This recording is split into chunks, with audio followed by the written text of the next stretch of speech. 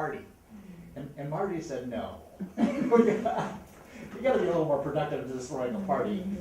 And so it was actually Marty's suggestion to talk about, what it takes to sustain 10 years. And she said, well, let's have a panel. She said, it's Ernest's 10th year anniversary too. Mm-hmm. And I said, I think it's Terry's 10th too.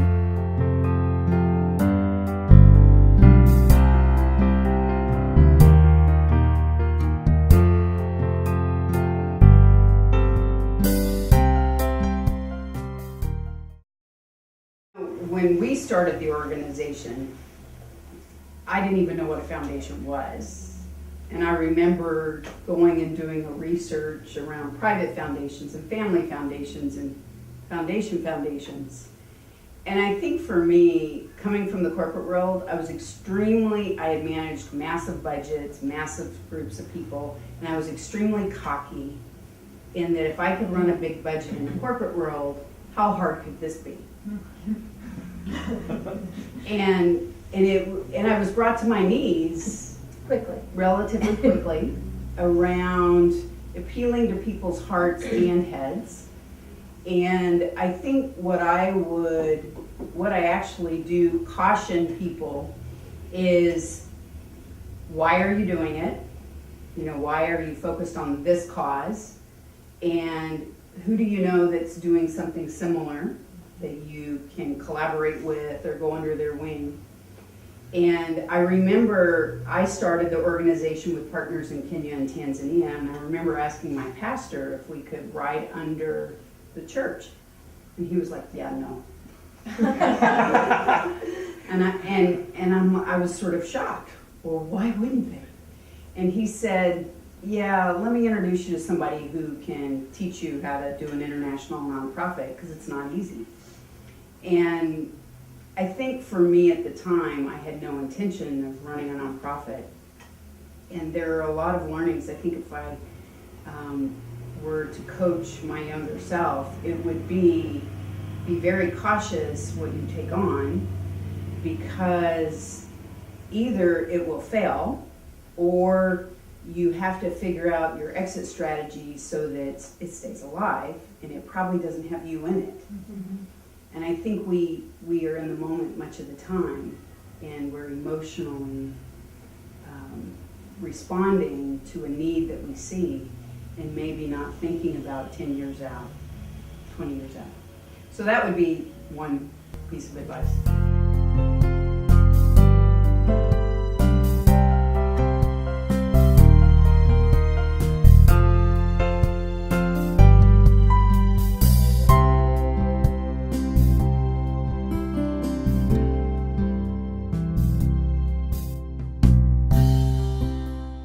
My path was at the beginning not very different. I visited Sierra Leone 7 years ago when my daughter was there doing a Fulbright fellowship, and I just went to visit. And first time in Sub-Saharan Africa, and no idea where that would take me and how that would change my life completely, and how that would become the purpose of my life and the reason for me walking on this planet, which is today. And I would say the initial step was I wanted to do something good, and I didn't know what. And it didn't start this structure as it is today. I remember when I first met Jeff a few years ago, the first collaborative with Africa, for Africa. I was going to Sierra Leone. It was a couple of days before my trip, and I came to see what everybody else is doing. It was my second trip or third trip, and I was still kind of debating, what am I doing? What should I do? We were helping little kids, paying for their school fees, paying for their uniform. And then somebody said, oh, we like to build a school. Would you do it? I said, sure. And they gave the money, and I went to build this school. And somebody else said, oh, water is so important in Africa. Do you want to dig a water well? Let's raise money for water. And I said, sure. And there was no direction. There was no focus. And if I were to go back and say, how would you do the whole thing differently? I don't know. Maybe I should have done all of that. I mean, I kind of think maybe it was part of it for me to grow and get where I am today. Maybe it was part of the whole thing for the organization to get so structured. Maybe I had to see that the first college student that we sponsored got to those big places, and it's changing thousands of lives that is not even in our numbers, because he's a person for himself, and he was washing cars and driving and had a dream to go to college. I didn't even want to support him. My daughter insisted, Mom, can you pay for his college? I said, he's a big man, he's an old man, he's your age. I want to help little kids. That's what you do when you go to Africa, right? You get emotional, you want to help little kids. This is a 20-some-year-old man. And sure enough, he proved me wrong. That by supporting very few of those that are top and have a dream, we can build the entire nation, maybe the world. And not that there's anything wrong with anything else.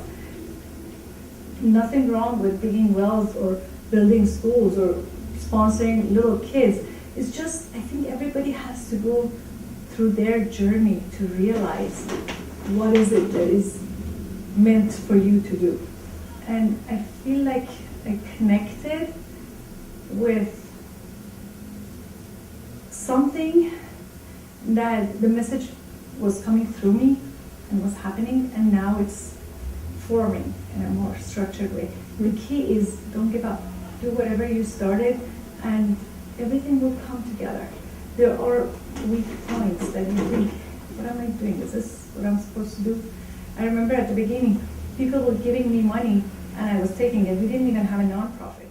And then at one point, somebody said, can I have a tax deductible receipt? I said, what?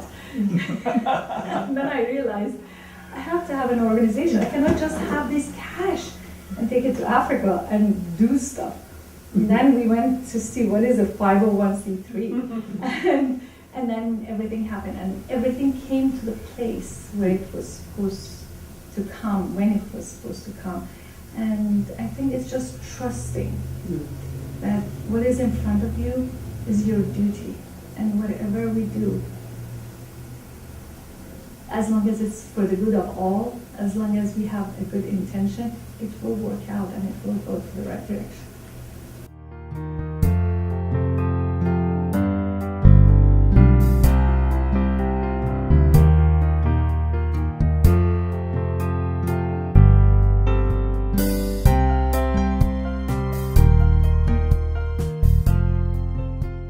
My story is that we went to Africa rather fortuitously because I was quite ill with cancer and was told that I only had a year to live, and that's quite a wake-up call, and wanted to do something for my purpose because I wanted to do something in that final year. And obviously that was 2003, I'm still here, so it's that all worked out really well. But I think that I found in working in this is, when Larry and I found out how education was really such a mess post-apartheid in South Africa, and felt we wanted to do something and wanted to send some teachers, but even volunteering to be a teacher in Africa, as you probably know, there were not organizations that would fund people. That teachers had to pay about $8,000 to do that, and we didn't know any teachers that could afford that price. So we ended up creating an organization. But what was so important to us as our purpose isn't necessarily other people's. And what was been very difficult is that I would feel like, wow, how come people aren't more excited about what we're doing? Don't they see that they have this opportunity to affect an entire country that has been affected by Black children not even being able legally to learn math and science until 1994? And I talk to people and there'd be no gleam in the eye. Do you know that feeling? It's like you talk to, obviously in this group, I see nodding heads, they're like, yeah, I get it. But I talked to people I thought were generous and had plenty of dispensable funds, and I'm like, wow, don't you want to do this? They're like, no, not really. And that was really painful. It was really painful, I think, at least for me, to recognize that you have to find the people that really share that sense of purpose. And if you don't, move on.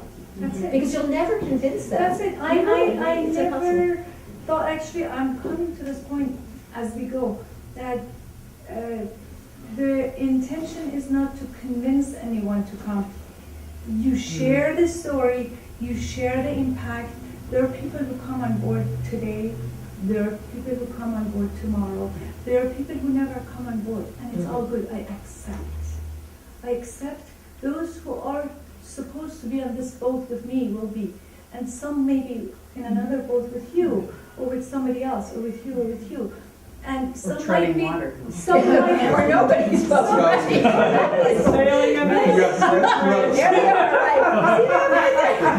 That's it. I mean, it's not that what we do, of course, what we do is very noble. All of us here, sitting here, having this life and can enjoy and just relax here. And we get on the plane and go somewhere where nobody wants to go. I have friends who say, okay, I'll give you the check, you go. I don't want to even know some of the stuff that we experience there. So it's noble what we do. But does everybody that come across us get excited about it? I don't think so. And it's okay. It's okay if we accept. And I feel like at the beginning, there were times that I kind of was getting weak or insecure. What if this doesn't get anywhere? But now I think there's always new people and other people and some existing people who will stay. And our fundraiser is coming up in June, and I'm getting worried. We have to get sign-ups, we have to sell tickets and all that stuff. Sarah's coming in May. And I keep telling myself, I trust whatever is supposed to happen will happen. I put the word out, I tell everybody, some will come, some won't. And it's I need your serenity. Let's hear from the gentleman. Yeah, Mr. Finance. I'm gonna start off with, the first thing is to marry well. I would recommend that. I'll agree with you The there. first move is important. All that money I had at 16. There's a few things that I think, when we started, some of it's nuts and bolts, so Marge says the CFO, but I think part of it is you realize how important relationships are. And because you don't have a lot of funds available, you do it based on relationships and people who want to help you in some cases because they do know you. They may not believe 100% in what you're doing, but initially it's managing those relationships, and then our sense was, or our success was getting good partners. So recognizing how important right from the beginning your partners are, I think is You mean our partners in South Africa? in South Africa in this case was really critical.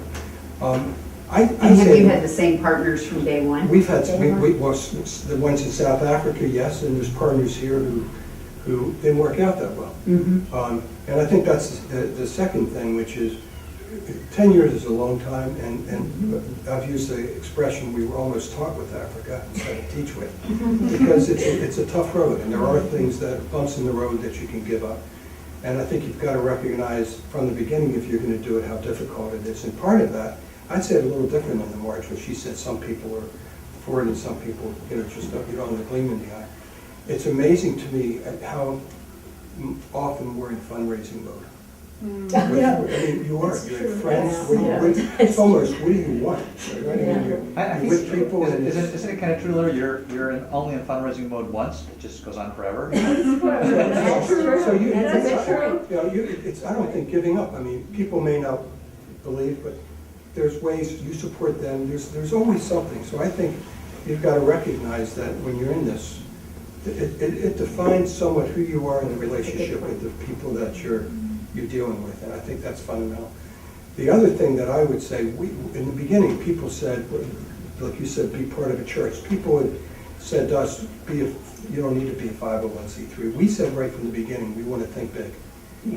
And we did that in several ways, and part of it is when we did our board, we said, we're going to start the board with some people, friends and family, but that we know that's not the long-term success strategy. If you're really going to be successful in the long term, you've really got to have people who in the beginning you don't have a compelling story to tell. So how do you get those people on? Well, you get those people on by having initial successes and then taking those successes and getting other people who are excited by your successes. I want to be part of it. And the people who might have been part of the journey in the beginning aren't part of that as you go forward. So I think recognizing the way you structure and think about the organization from the beginning is very important. And there's some others, but I think that's more than. I want to add on to that in that we're about to have our 10th anniversary, and one of the things we're actually going to do is everyone's going to walk in and put their handprint on a canvas. Because in some way or another, almost everyone who walks in that room will have touched this organization in one way or another. Time, talent, treasure, advice, and whether they were there for a month or whether they were there to support me on the nights that I'm crying and think I'm going to quit, to whether they've been donors the whole time. And we keep trying to come up with a way of honoring, no matter the length of time, your handprint is on this organization in one way or another. And so but it's to this point of the length of time may not be as critical as that you've been on this journey. And you're there now. And every person who's going to be there in May, right? Yeah, well, we're gonna try. Right, May 6th. And then we're gonna take it to Africa. We're gonna take the same canvas with us to Africa and keep working. Oh, That's so cool. that's so beautiful. So, yeah. And one of the things we did from the beginning in relationships is we got a law firm that helped us. They helped us with the 501c3 application. Our trademark that Ernest stealing is trademark. We had a lawyer handle that for us. There are employment issues, and it's an example of there are organizations, law firms that really pride themselves on their pro bono services. And as a new organization, we needed it intensively, and we've had periods of time since where we've needed it. And what I would suggest is making sure you take advantage of that, because it really is, it's a resource that helps to protect you as you're navigating through the 501c and nonprofit world. Well, and this question of employee versus contractor, I mean, it's in a tough time, right? It's emotionally, it's brutal, because, you regardless of whether they're employees or contractors, I don't think Erna cares about her people any less because of their contractors. Right. Right? It's like, but there's a legal obligation that goes with it too. Yes. And- I think that's why you're doing that. It's because when Ernest said employee versus non-employee, where we find out is we have a firm and they have an employment lawyer in the firm, so when we have questions, we get somebody, we get very strong legal support to make sure the way we manage that and everything else is reviewed.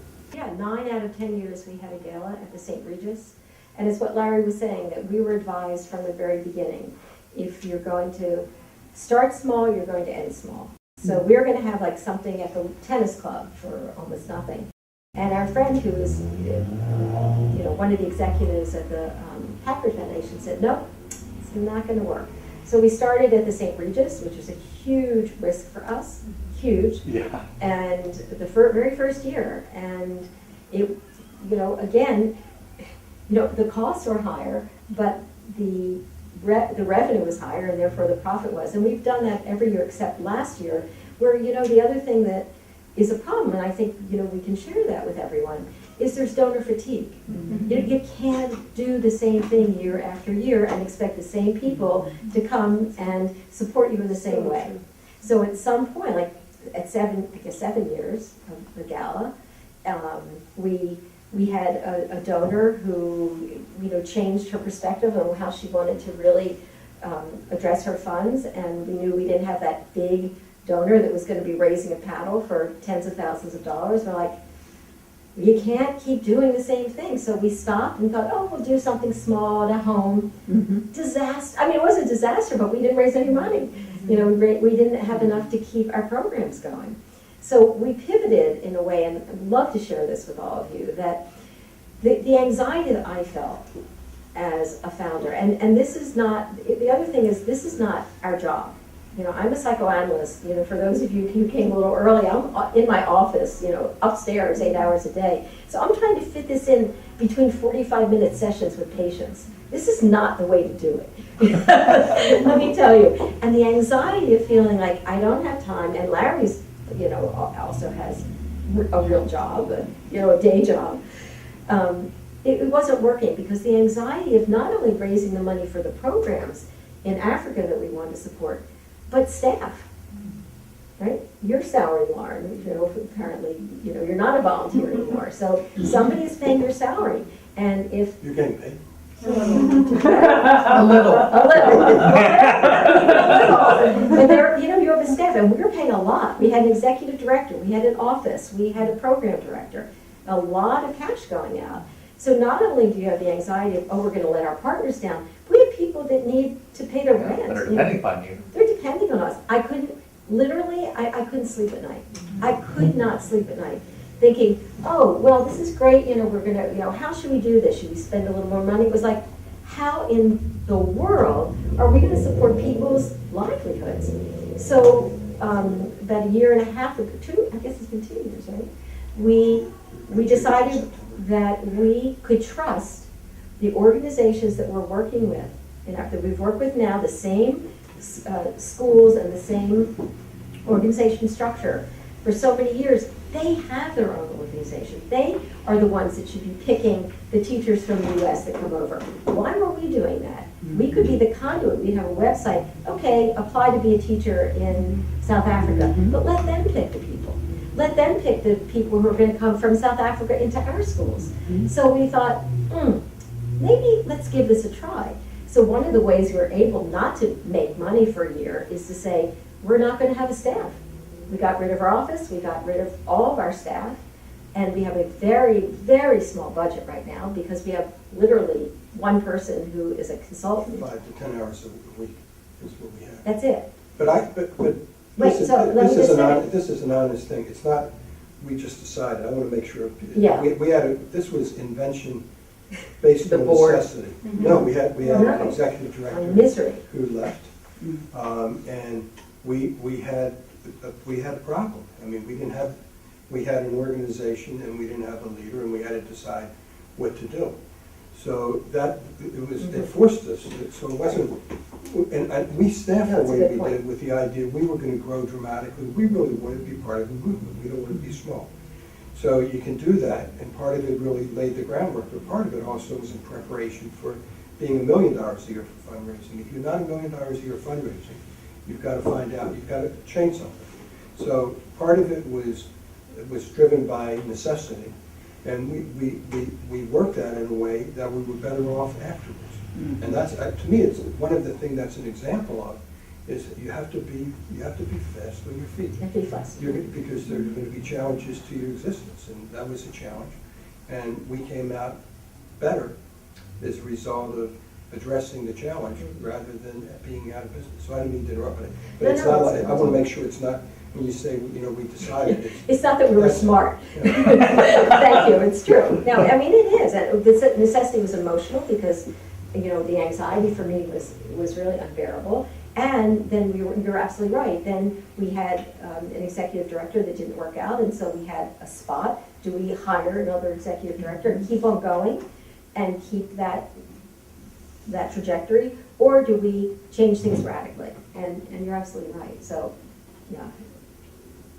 Thank you. I think to your point, one of the things that we decided here in the United States, we have staff in Kenya, Tanzania, and a very lean staff here. And we hire employees into our Kenya organization and our Tanzania organization. We only have contractors here. And our contractors here are work deliverable paid. Everyone has a work plan, everyone invoices, everyone, and to your point, right now, we're in a very lean period. We've had to say the next 2 months, we're gonna have to live without this function or this skill set, or we're gonna have to decrease the work plan. And so it's allowed us on this side of the ocean to be flexible, to optimize in Kenya and Tanzania. And I will say we've struggled with some of our funders because they would love to see a lot of white folk plopped in Kenya and Tanzania making decisions the way they think decisions should get made. And we've made a very conscious choice to only hire local talent as employees in these countries. And if we need extra skill sets, we hire it there. And we may take experts over to do training and development, but the capacity and the competencies are going to be over there. And so one of the ways we manage it though is through contractor. And I know I've called Larry a few times saying employee, contractor, employee, contractor. And so just trying to figure it out. We have been operating all volunteer ways so far, and a big part of our funding comes from my husband and I as founders. And I do also have a job on the side of being executive director and founder and everything for the nonprofit. I run a medical clinic. It's our clinic, but I handle all the financial and administration. I just have the flexibility to not be there and still do the work remotely. So it's challenging not to have employees. Sometimes when I need even a contractor, I pay it from our medical office donation to get the staff. We don't have anyone on staff.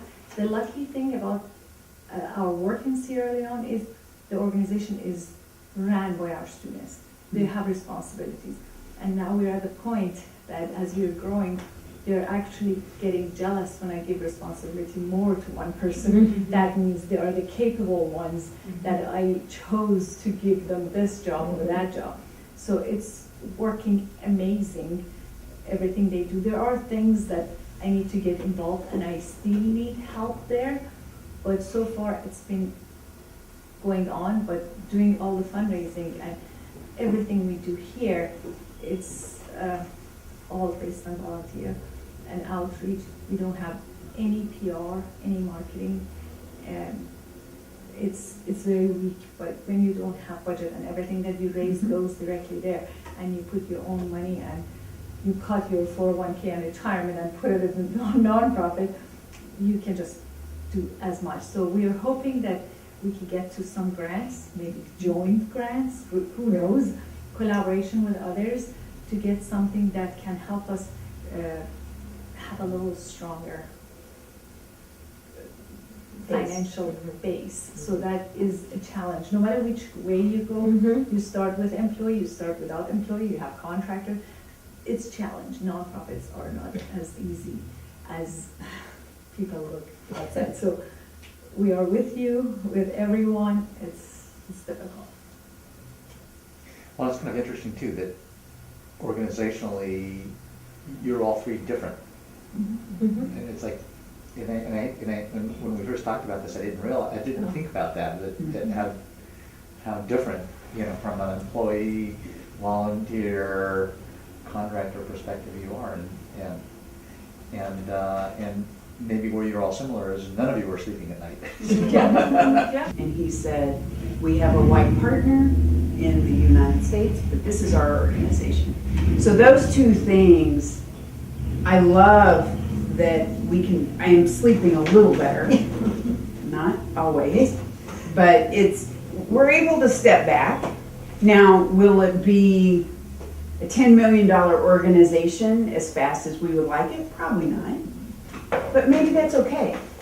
Because the more money you have, the less scrappy you are, the less entrepreneurial you are sometimes, if it's too easy. So what we tell them is, you were born entrepreneurial. You were born scrappy. You were born with having to work within a corrupt system, so you have to learn how to maneuver. And in a lot of ways, those are your gifts, those are your talents that we haven't had to learn. So let's leverage that. And I think the younger generation, they're craving ethics, they're craving servant leadership, they're craving demonstrating that it's possible a different way. So I'm extremely hopeful. And, oh no, You're gonna be seeing me around, just in a different role. Okay. Yeah. We are not calling it exit. We are expanding and looking at scaling to other West African countries. We've been asked and we've been approached, and we are looking and evaluating. Liberia is one of the places we're looking at, and Gambia is next. So how we want to do it, there are several ways that we are looking at how to expand, how to scale, and it all depends on how much money we raise this year and what the budget is, and how far can we go. But in some ways, Terry, though, it sounds like you're handing more and more off of the Sierra Leonean organization. Oh, to- they To are them. taking, Yeah. they're taking so much responsibility. I couldn't do it Yeah. if I didn't have them on board. These are the students who are doing it, and it's fascinating. I just said, if Ibrahim is not around, last Sunday call that we had with all the students, I said, Joseph will be responsible for most of the work. And I am getting texts and emails that the others are upset why I didn't give some of the work to this one, which was something I wanted to do anyway. But they're just bringing all the reasons how great they are and how much work they have done that I didn't even know. And I'm fascinated that so much work is being done there. And now they want to have more responsibility, and nobody gets paid or anything. And it doesn't go anywhere to anybody except for they do more work. They all want to do more, and they perform great. They go and negotiate deals for me, things that I could never bring it that much down.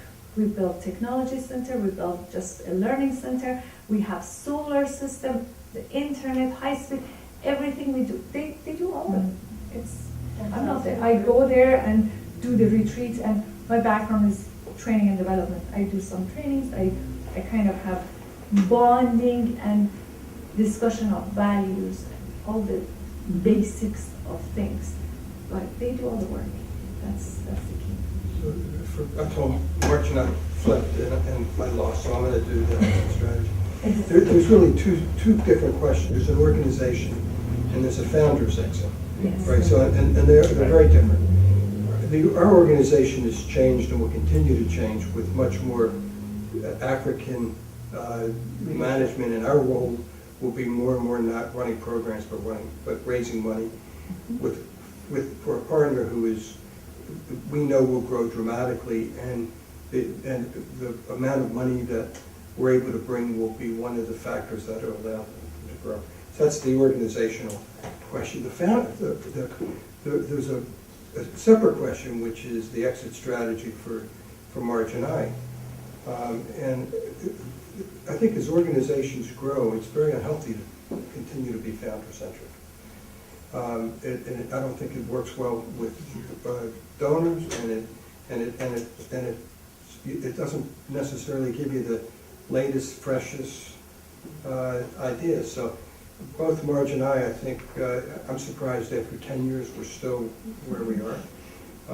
But They have a new need. You have to be there 10 years. That's minimum. But I think the idea is to work with from a board standpoint, to do what Ernest has done in a very specific way, a very deliberate way. But Marge and I, with the organization and bringing people on as board members, we always look to board members as who is going to be the future leader and develop, do things to develop people to take that role. And we have a couple of people who we now think really are the people who could take the leadership going forward. So I think our exit strategy is, we'll still be involved, but it won't be founder driven. The meetings won't be, we'll get a vote, and it'll be 2 votes out of 15 or whatever, and it will not be founder centric. I don't like that idea.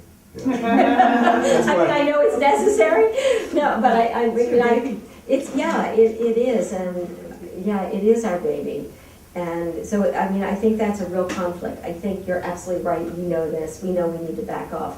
But you get, and I'm sure everyone in this room feels emotionally very tied to whatever you're doing. And the idea of removing yourself and saying, okay, not only is it, the people, and I think we're all okay with that, right? It's the people in the country that have to determine their fate.